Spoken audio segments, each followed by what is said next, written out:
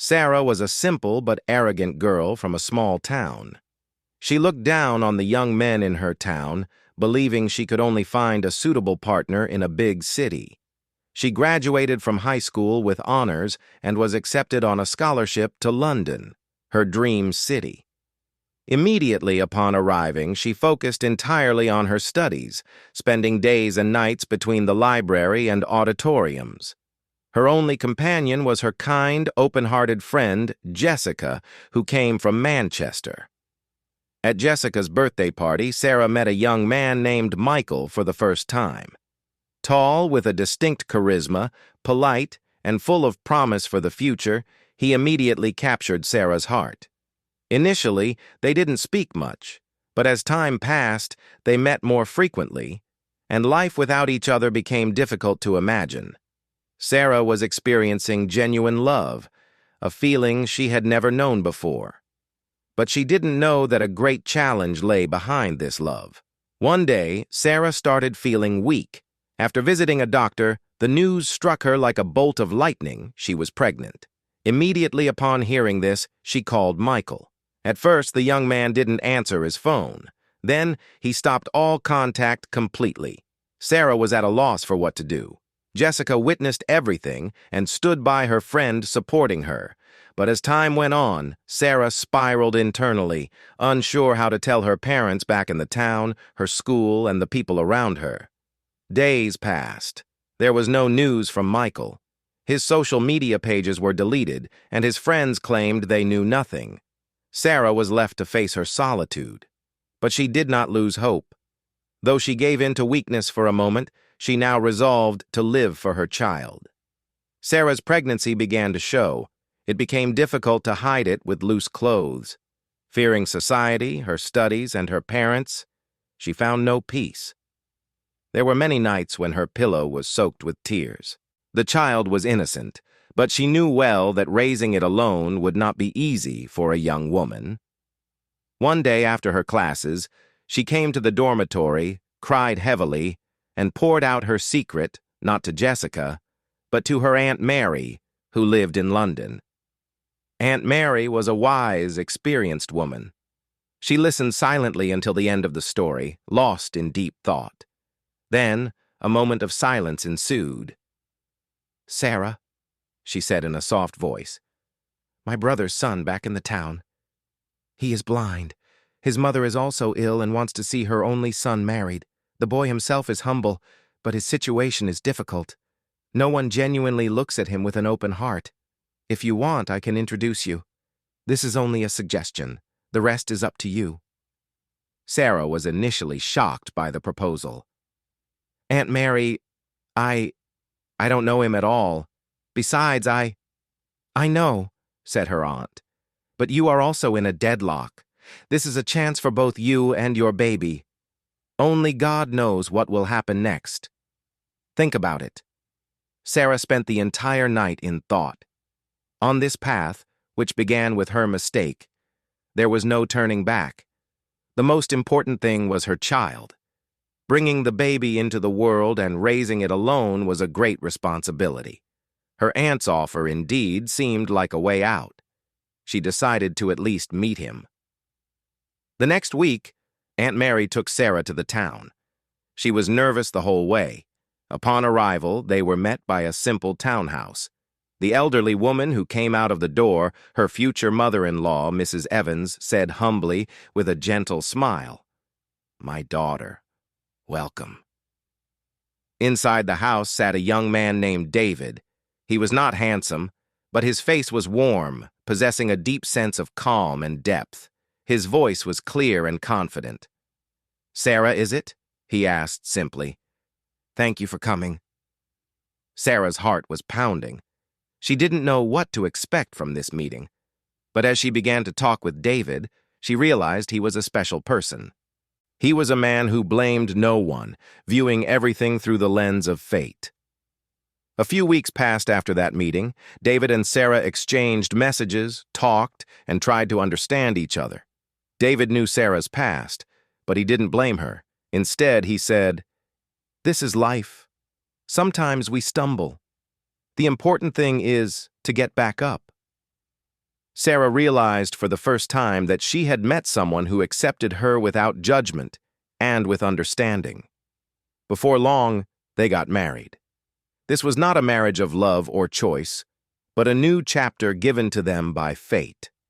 Sarah and David began to live under one roof, but the marriage was only a legal agreement. Sarah was not yet ready to see David as her husband. She didn't have the courage to touch him or look into his eyes for long, because her heart held a wound, the ghost of the past, and a lack of faith in her future. David, however, understood this situation. He sensed the emotional storm raging inside Sarah from her every movement, her silence, and her long hours sitting by the window late at night. Although his eyes could not see, his heart could. His feelings were pure, and his patience was deep. "Don't be afraid, Sarah," he would say on some nights. "I will never mistreat you. Your peace of mind is more precious to me than anything." Sarah would weep silently when she heard these words. In this house, no one spoke a harsh word to her. On the contrary, David's mother, Mrs. Evans, treated her daughter-in-law like her own daughter. She would come help her while she cooked. While drinking tea, she would gently stroke her forehead and say, "My dear." This kindness slowly began to melt the ice in Sarah's heart. Sarah had not felt this maternal warmth from her own mother, but Mrs. Evans could sense her daughter-in-law's mood without seeing her and knew how to comfort her soul. Days passed. As Sarah's belly grew and she began to feel the baby move, a profound internal change took place. She started to approach life with responsibility. She understood that motherhood was not just fate, but a choice, and her child needed kindness and peace. One evening, in the tranquility of an early night, David whispered softly, "Sarah, I know you don't love me, but I have no intention of forcing you. I only want your well-being and the safety of your baby. If one day you want to leave this house, I will never stand in your way. Just know one thing. You have become the light of this home." Sarah got up and stood silently by the window. David's words struck her like a bullet to the heart. This man had never once scolded her or brought up her past. Even though he could not see with his eyes, he saw things that a truly sighted person could not. At that moment, the baby inside Sarah moved. She placed her hand on her belly and thought, "Perhaps happiness comes in a different form than we imagined." She did not answer, but for the first time, she turned towards David and simply said, "Thank you." This was the start of a new hope, a new relationship. The baby inside Sarah moved more and more each day. Every evening, David would come and gently place his palm on her belly, asking, "Did it move just now?" Sarah would not speak at first, but one day the baby kicked so hard that she couldn't help but laugh. "Look, how mischievous he's becoming," she said. David smiled, too. For him, this laugh was equal to the light of 1,000 suns. From that moment on, their relationship began to weave with a slow but deep connection. 9 months flew by. Sarah gave birth to a baby boy. The moment David first held the infant in his arms, a tear rolled down his cheek. "Welcome, my son," he said. "You have brought light into my life." Sarah looked at this scene and felt as though she had forgiven herself for the first time. She began to look towards the future, not the past. David's patience, his mother's kindness, the smell of the newborn, everything guided her toward a new life. But happiness does not always come with endless peace. A month after the baby was born, her former friend Jessica called from the dormitory. "Sarah, you know, I saw someone on the street yesterday. Michael." When she heard this name, Sarah's heart sank. "Where?" "In London. He was asking about you. It seems he's looking for you." Sarah's mind was confused. On one side was the father of her child, the first man she had ever loved. On the other was David, who had shown her genuine care and accepted her without condition.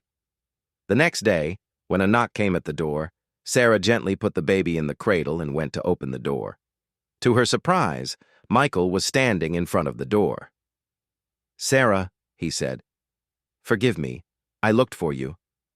I want to apologize for everything." Sarah stood silently. The sound of her baby's voice came from the room. She felt caught between two fires. But at that very moment, David came out from inside and stood by the door. "Sarah, it's all up to you. If you want, talk to him. If you want, leave. But I never want to hold you captive," he said. Sarah closed her eyes and took a deep breath. This was the moment for her true choice. Michael stood at the door. His eyes carried the traces of regret, longing, and renewed courage. Sarah stepped outside. They talked for a long time in front of the house. Michael laid out all his truth. "I was scared, Sarah. When I heard you were pregnant, I ran away from responsibility.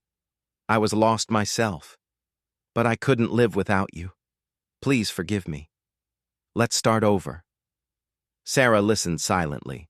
Shards of a former feeling seemed to echo in her chest. But her heart was not the same as before. It was a heart that had been broken, put back together, and was now beating in a different direction.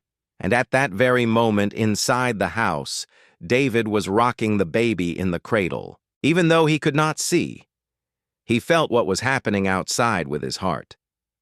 The baby let out a soft whimper. David gently held him close. "Don't be afraid, my son. Your mother needs to be happy. I am ready for anything for her," he whispered. The coldness in Sarah's eyes was more telling than 100 words. Michael understood everything from that look. Sarah was no longer the girl he knew. She was a mother who had endured a wound and been resurrected. Michael gathered all his pride. "Sarah, forgive me. I truly made a mistake. I was a coward, but I still love you honestly. Please come back," he cried, falling to his knees. His tears were not falling onto the ground, but onto her heart. But Sarah could no longer hear his love. Inside her, there was only room for one person now, David. Sarah bent down, placing her hand on Michael's shoulder. "You taught me not to forgive, Michael," she said. "You left me alone that day.